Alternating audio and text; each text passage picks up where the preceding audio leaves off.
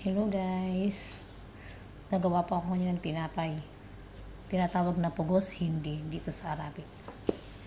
Meron po tayong harina, 2 cups na harina. And then mag-add lang po tayo ng sugar, kalahati lang. And then gatas.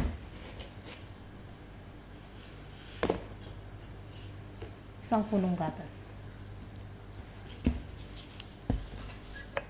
Baking powder.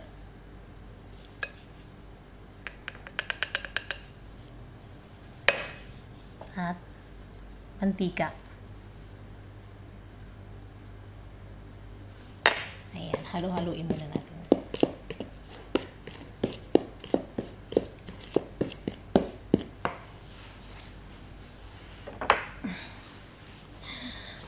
Kunti ko lang makalimutan. Asin pa pala. Lagyan ng kunting asin. Kunti lang para hindi maalat. Ayan. At i-add na po natin ng tubig. Ang tubig po ay kailangan maligam-gam lang siya kasi para maluto yung harina. Ayan. Himas-himasin.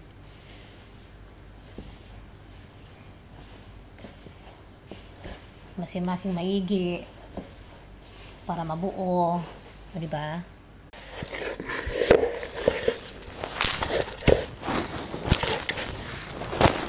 Ayan, tapos na siyang haluin, guys. Masin-masihin. Pahinga konti. Ayan, yung 2 cups nga pala, guys, makakabuo tayo ng 6 na pirasong tinapay. Ayan na. Ipa-flat na natin.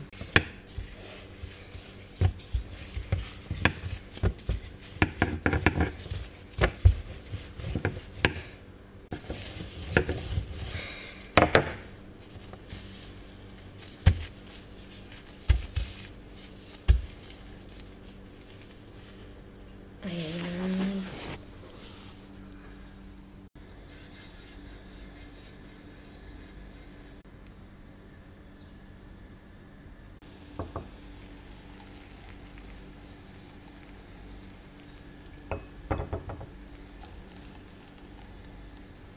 Ayan.